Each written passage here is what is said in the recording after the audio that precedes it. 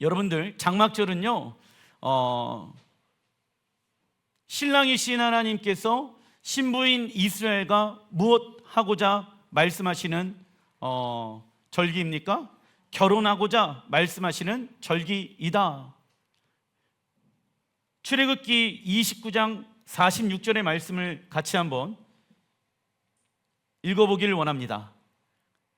시작. 내가 그들의 하나님 여호와로서 그들 중에 거하려고 그들을 애굽 땅에서 인도하여 낸 줄을 알리라. 나는 그들의 하나님 여호와이니라. 구름이 회막에 덮이고 영광의 영광이 성막에 충만하매. 자, 우리가 하나님에 대해서 어떠한 분인지를 알고 있습니까? 온 우주와 만물을 창조하신 분, 그분은 하나님이십니다. 그런데 그분이 이 공간 안에 함께 거하실 필요가 없는데 그분은 영광과 존귀와 위엄이 매우 높으신 분이십니다.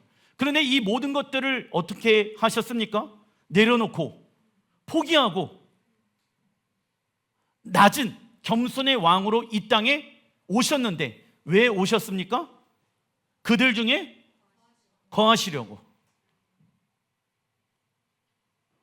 그들 중에 거하시기 위해 여러분 이 땅에 누가 오셨습니까? 예수아가 오셨다. 아담과 하와의 범죄 이후 이 땅은 무엇을 잃어버리게 되어집니까? 하나님의 쉐키나 영광을 잃어버리게 되어진다. 그러나 에덴 동산에 임하였던 하나님의 쉐키나 영광이 약 2500년 만에 시내산에서 다시 한번 회복되어진 것이죠. 하나님의 쉐키나 영광은 이스라엘 백성들이 살고 있는 무엇 가운데 임하게 되어집니까? 장막. 이것을 이 시대의 말로는 가정 가운데, 직장 가운데 누구의 영광이 충만하게 임하게 되어졌더라? 하나님의 쉐키나 영광으로 임하게 되어졌더라 말씀하고 있습니다. 그리고 하나님의 쉐키나 영광이 임한 장막은요 임시 거처예요.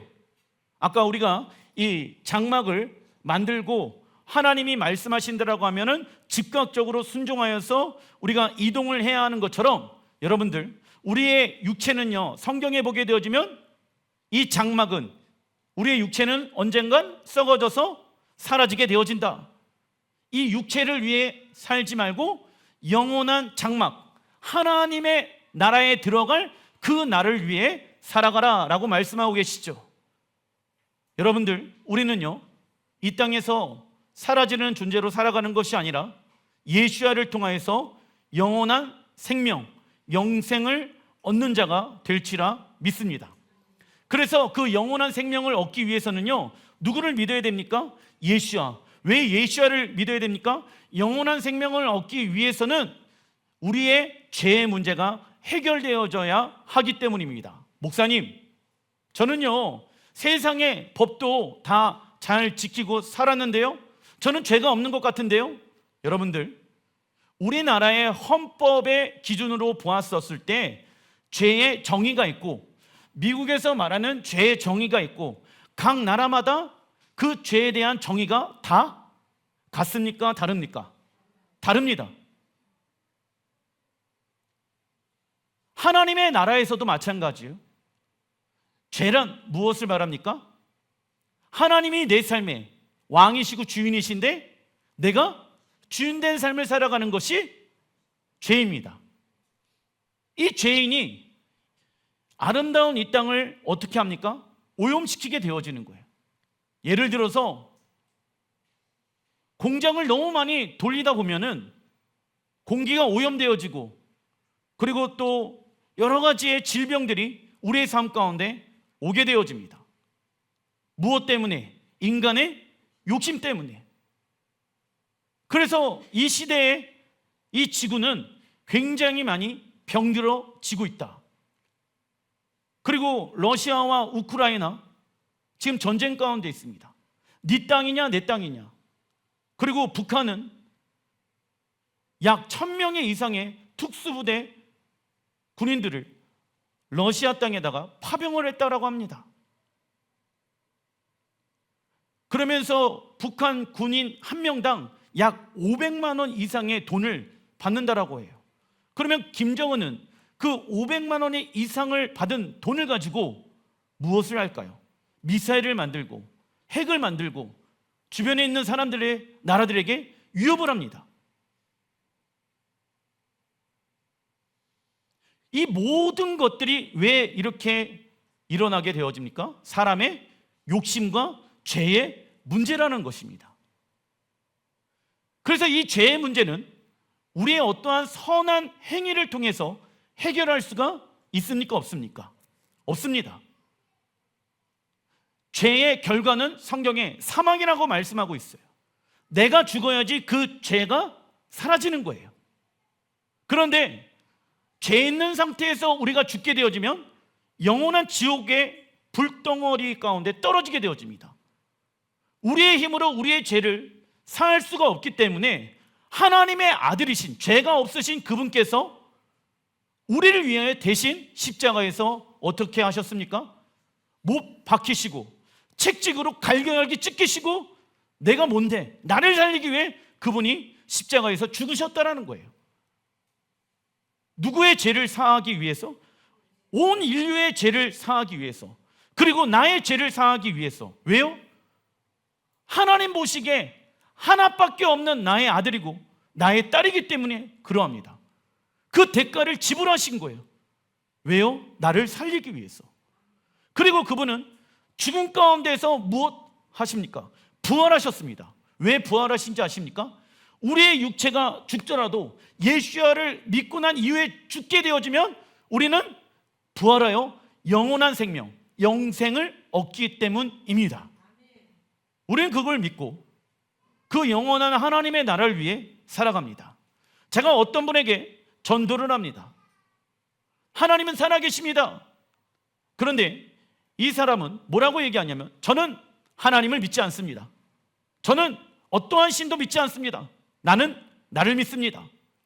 형제님, 당신은 당신을 믿는다라고 하는데 어떻게 믿고 있습니까? 저는요, 돈이 있고요, 저는요, 건강이 있고요, 저는요, 나를 도와줄 수 있는 주변에 수많은 사람들이 있습니다. 그러나 만약 주변에 있는 수많은 사람들이 당신을 배신하고 당신이 가지고 있는 재정은 한순간에 사라지고 당신의 건강이 언젠가는 나빠지게 되어질 터인데 어떻게 당신은 그 연약한 당신의 힘과 주변 사람들과 가지고 있는 돈을 믿습니까? 당신은 언젠가는 아플 것이고 당신과는 언젠가는 죽게 되어질 것입니다. 당신을 믿는다는 것은 얼마나 나약한 고백인지 모릅니다. 우리 여기에 있는 모든 모여있는 사람들이 다 나약한 존재들입니다. 언젠간 죽어요. 하지만 우리는 그 죽음의 날에 무엇 되어집니까? 부활하여서 주님을 만나게 되어질 때가 올지라 믿습니다. 그리고 우리 신랑 예수님께서 이 땅 가운데 오시게 되어졌을 때 우리는 여러분들 무엇을 얻게 되어집니까? 영광과 존귀와 위엄을 얻게 되어질 거라 믿습니다. 그 날이 반드시 온다라는 것입니다. 목사님, 하나님의 살아계심을 내가 본다라고 하면은 내가 그 하나님을 믿겠습니다. 여러분들, 신앙생활을 하는 데 있어서 시작을 했다라고 하면 1년 동안 하나님을 잘 믿어보면 하나님의 살아계심이 한 번 이상은 나타나게 되어져 있습니다. 근데 문제는 무엇이냐면 하나님이 살아있다는 것을 내가 경험하였는데 시간이 지나다 보면 그 하나님의 살아계심을 무엇하게 되어진다? 잃어버리게 되어진다. 그때는 내가 좀 마음적으로 외로웠고 힘들었기 때문에 내가 무언가를 의지하기 위해서 종교를 믿었던 것 같아, 이렇게 변명을 하지요. 근데 과거에 그가 만났던 하나님은 정말 살아계셨던 하나님이십니다. 내가 지금 잊어버렸을 뿐인 것이죠. 하나님이 우리를 다시 당신의 자녀로 초청하고 계시고 아버지의 집으로 우리를 부르시고 계십니다. 그리고 하나님의 셰키나 영광이 임한 장막은요, 밤에는 불기둥과 낮에는 구름 기둥으로 인도함을 받아 약속의 땅 시온을 향하여 옮겨 다니게 되어진다. 우리의 육체는 임시 거처일 뿐 이 땅에 임한 새 예루살렘 성전이 우리의 영원한 처소이며 우리의 본향이며 우리의 무엇이 되어집니까? 아버지의 집이 되어진다. 여러분들, 지금 옆에 우리 교회 보게 되어지면 옆에 이렇게 그림도 있고 사진도 있지요. 저곳이 어디입니까? 예루살렘. 영어 발음으로 했었을 땐 예루살렘이라고 하지만 히브리 언어로 발음하게 되어졌을 때 예루살렘. 예루살렘은 두 가지의 동사를 가지고 있습니다.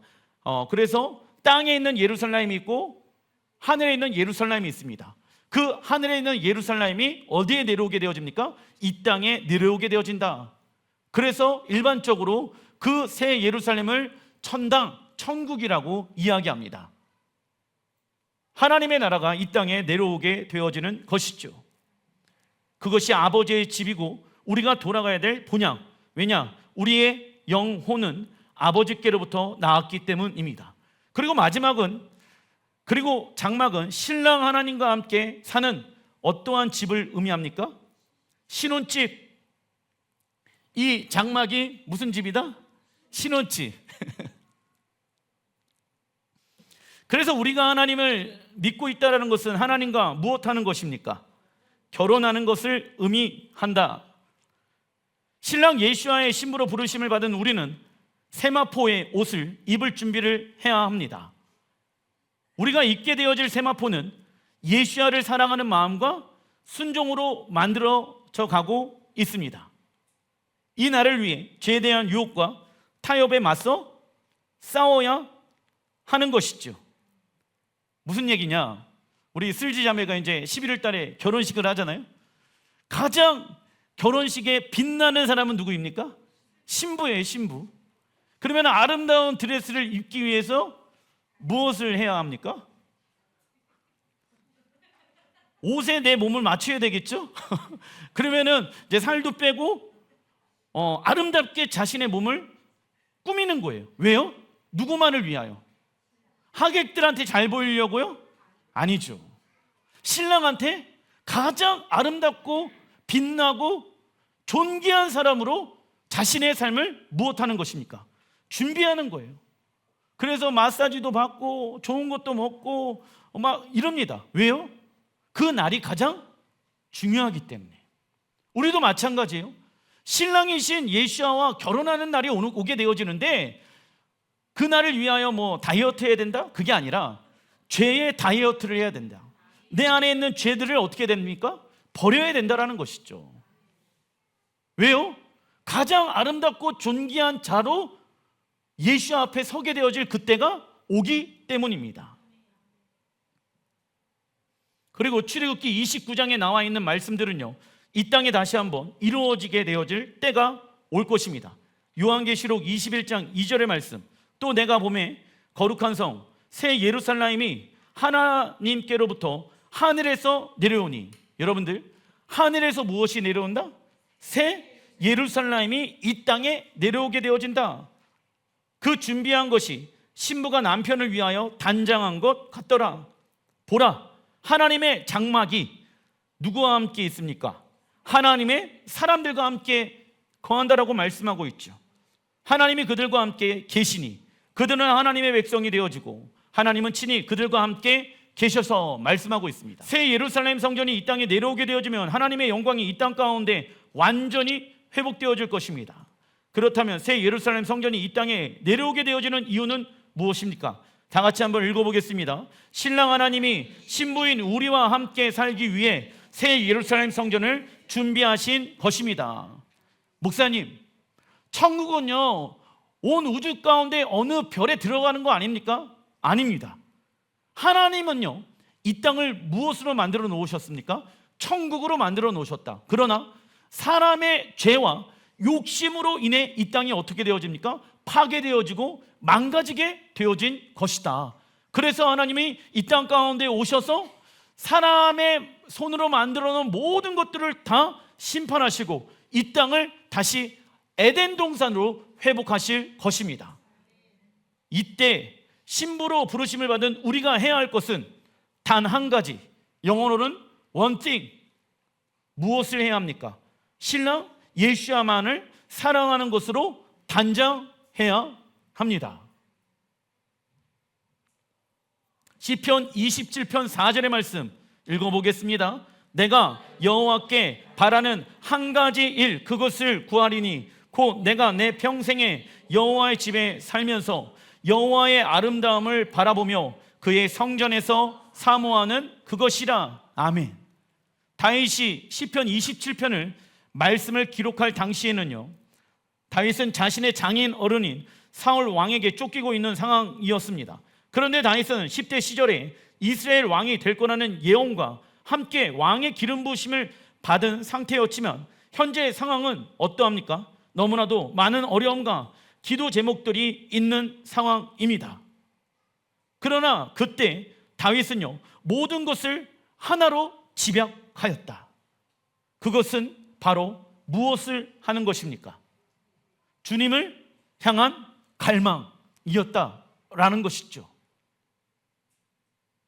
하나님, 내 삶 가운데 지금 자녀의 문제도 있고요, 하나님, 지금 내 삶 가운데 재정의 문제도 있고요, 건강의 문제도 있습니다.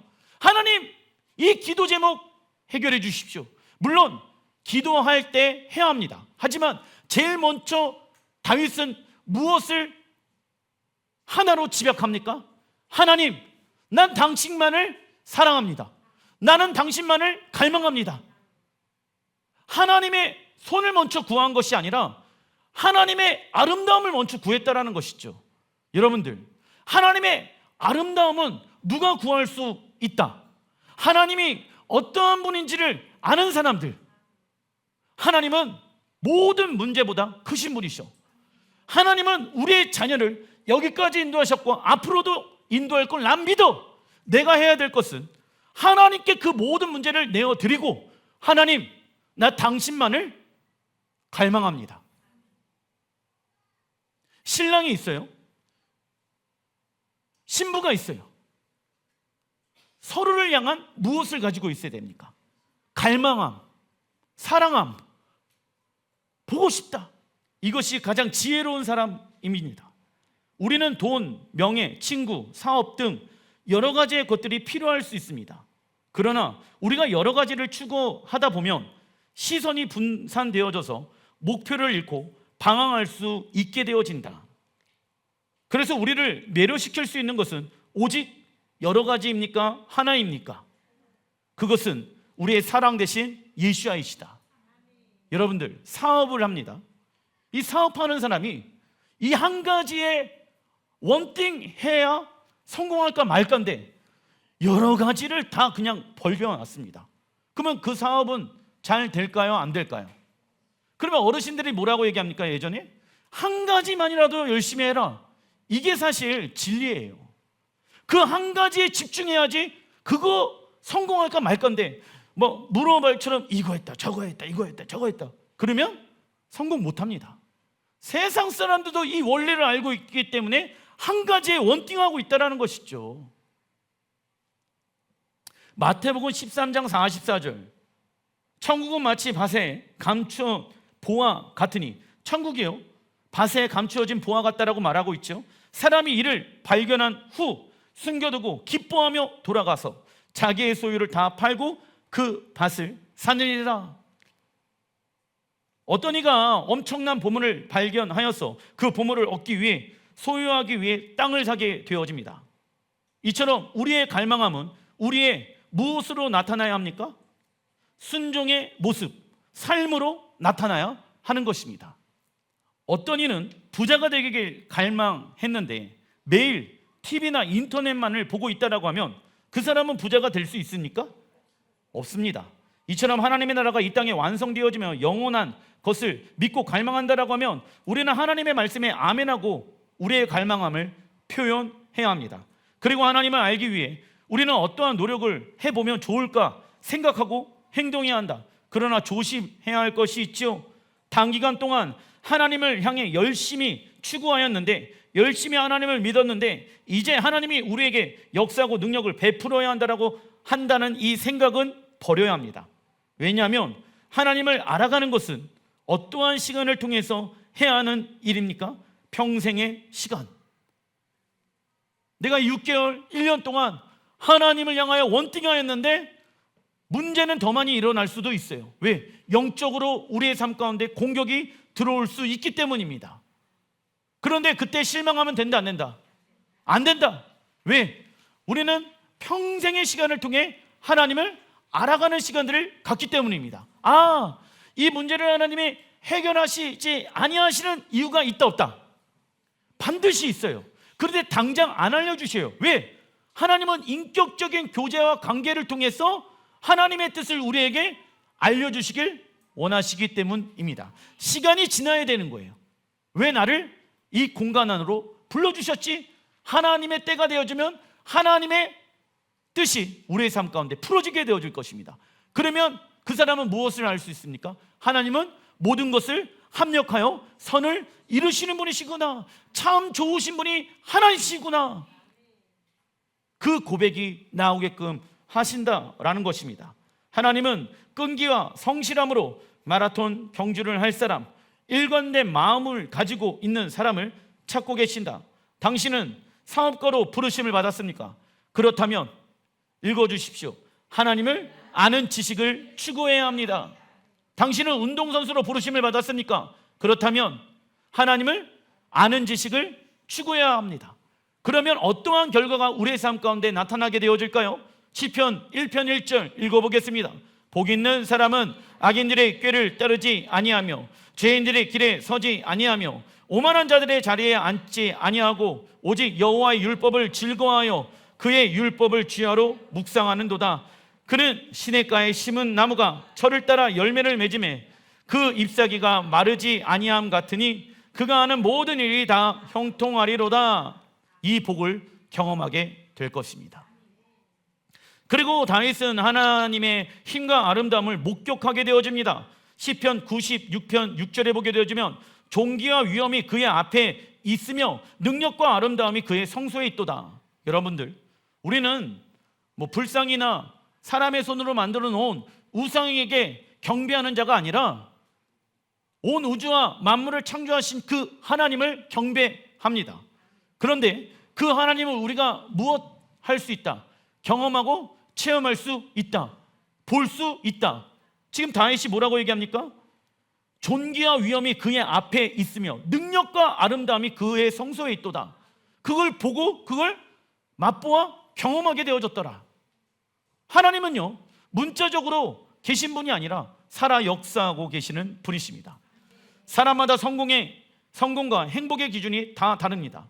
건강에 이상이 있는 사람은 건강한 육체가 행복의 기준이 될 것이며, 가족을 잃어버린 사람에게는 가족을 만나는 것이 행복의 기준이 될 것이다. 그러나 성공의 기준이 어떠하든 온 세상을 창조하시고 온 만물의 주인이신 하나님을 만나고 경험하는 것에 비하면 아무것도 아닌 것입니다.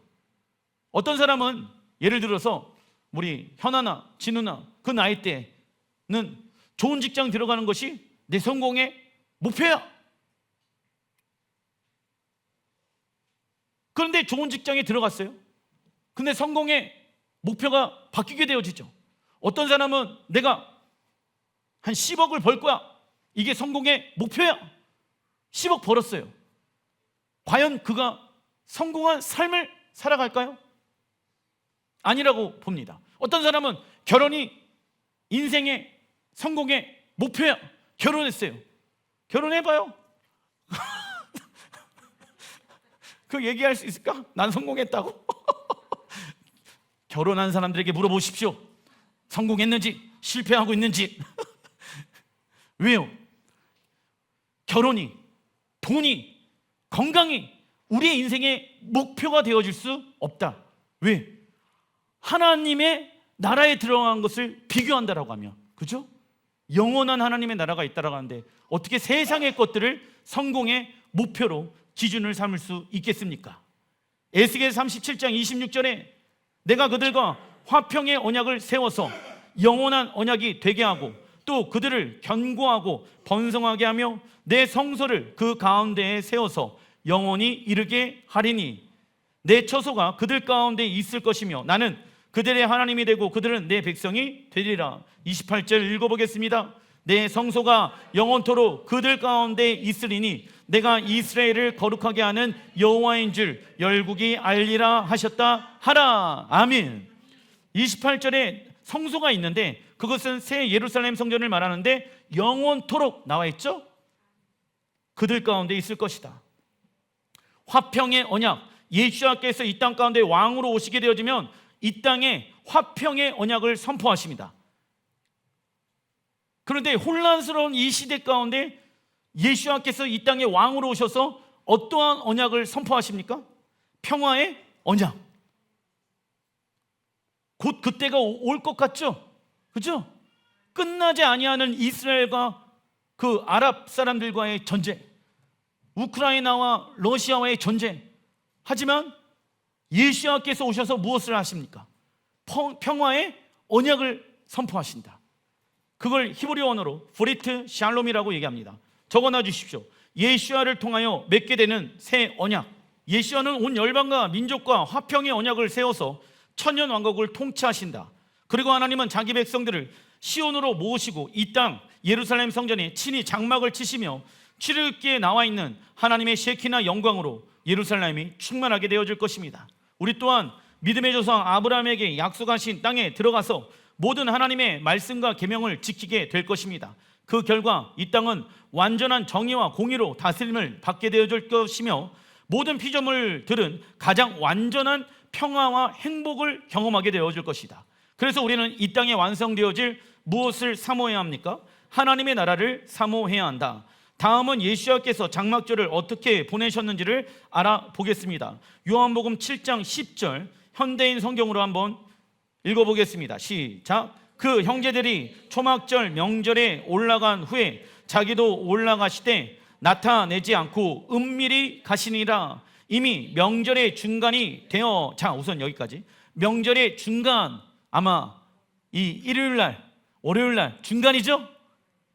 예수님이 2000년 전에 지금 이 시간 안에 무엇을 말씀하셨을까요?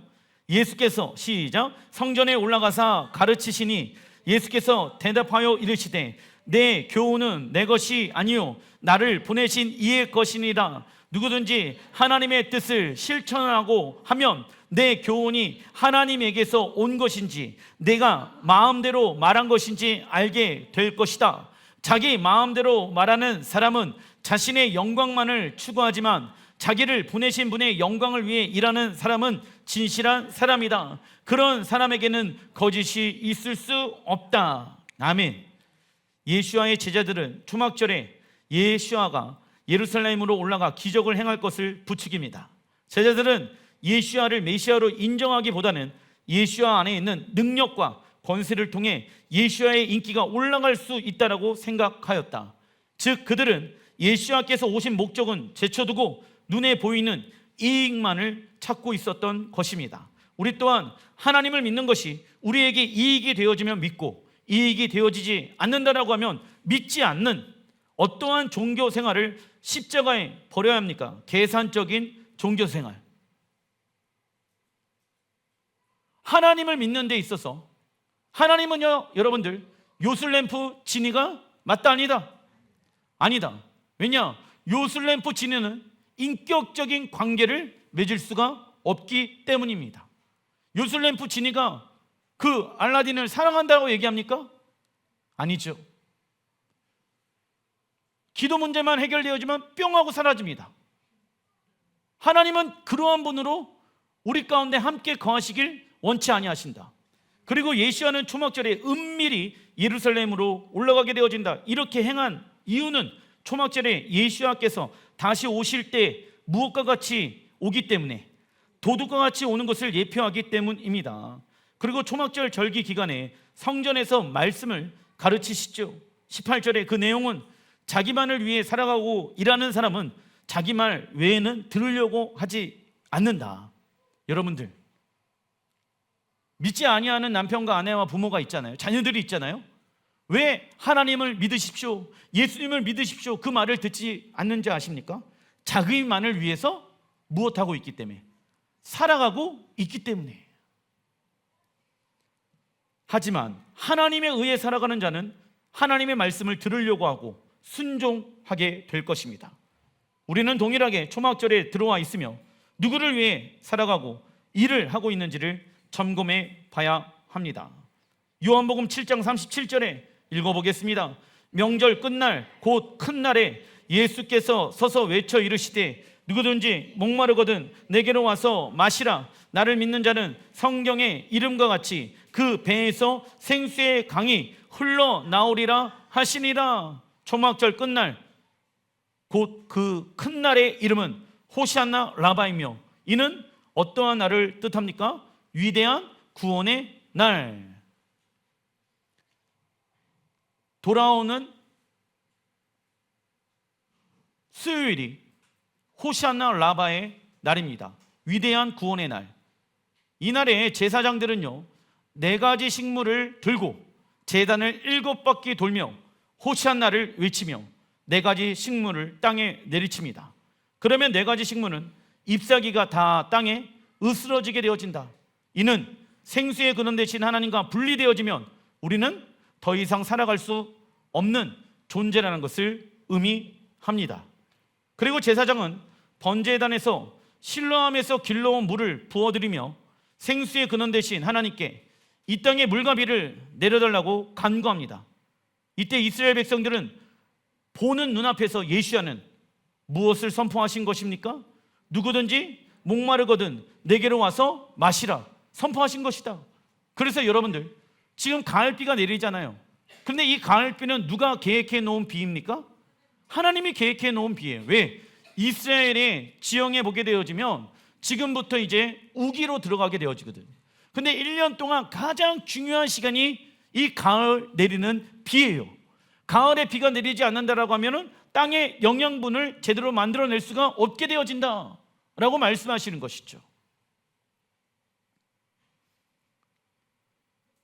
에스겔 47장 1절 왜 예수와께서 누구든지 목마르거든 내게로 와서 마시라 라고 말씀하셨을까요? 그가 나를 데리고 성전 문에 이르시니 성전의 앞면의 동쪽을 향하였는데 여러분들 여기 오른쪽에 보게 되어지면 동쪽 문을 무슨 문이라고 얘기합니까? 황금문이라고 얘기하죠? 그렇죠? 황금문. 그 황금문 동쪽을 향하여 누가 들어오십니까? 영광의 빛 대신 예수아가. 왜냐하면 예루살렘 성전에 보게 되어지면은 가장 해가 먼저 뜨는 동쪽에서부터 그 동쪽의 빛을 받는 곳이 황금문이기 때문입니다. 그 황금문 동쪽문이라고 얘기하죠. 예수와께서 그 동쪽문에 오실 것입니다. 그 문지방 밑에서 물이 나와 동쪽으로 흐르다가 성전 오른쪽 제단 남쪽으로 흘러내리더라. 성전에서 무엇이 나온다? 생수의 강물이 흘러나오게 되어지더라. 그래서 여러분들 동쪽 문에서 무엇이 흘러나온다? 생수의 강물이 흘러나온다. 8절 그가 내게 이르시되 이 물이 동쪽으로 향하여 흘러 아라바로 내려가서 아라바는 지금의 사해를 말합니다. 바다에 이르르니 이 흘러내리는 물로 그 바다의 물이 되살아 나리라. 사해가 죽어있는 바다에 있잖아요. 근데 다시 무엇한다? 살아나게 되어진다. 12절 강 좌우의 가에는 각종 먹을 과실나무가 자라서 그 입에 시들지 아니하며 열매가 끊이지 아니하고 달마다 새 열매를 맺으리니 그의 물이 성소에 통하여 나옴이라. 그 열매는 먹을 만하고 그 잎사귀는 약 재료가 되리라. 왕이신 예수와께서 예루살렘 성전에 입성하게 되어지면 성전에서 생수가 솟아나 죽어있는 사해 바다가 다시 살아나게 되어지며 예루살렘 성전은 생명이 넘쳐나게 되어집니다. 이 모습은 창세기 2장에 나와 있는 에덴에서 흘러나와 동산을 적시는 생명수를 회복을 의미합니다. 왜냐하면 에덴 동산에도 무엇이 있었다? 생명수가 있었다라는 것이죠. 이때 모든 열방이 장막절의 주인공 대신 그리고 성전이 대신 예수와께 나아가지 않는다라고 하면 비가 내리지 아니하는 재앙을 받게 되어져 그 해 열매를 얻게 되어지지 못한다. 왜냐하면 생수의 강이 어디에서만 나오게 되어집니까? 성전에서만 나오거든. 그런데 성전 대신 예수와께 그 모든 그 해에 열매를 맺게 하시고 내가 먹고 마시는 모든 것들은 나의 노력에 의해 먹고 마시는 것이 아니라 주님이 생명수를 우리에게 주셨기 때문에 이 모든 것이 해결되어질 수 있는 것입니다. 이 고백으로 어디로 올라가야 된다? 장막절 절개에 예루살렘으로 올라가야 된다라는 것이에요. 왜? 예수야가 생수의 근원 되시기 때문에. 중간이번 요한복음 8장 2절 아침에 다시 성전으로 들어오시니 라고 나와 있죠. 아까는 명절 끝날이라고 얘기하고 그 다음날 아침 그 날을 우리는 뭐라고 부릅니까? 심핫 토라라고 얘기합니다.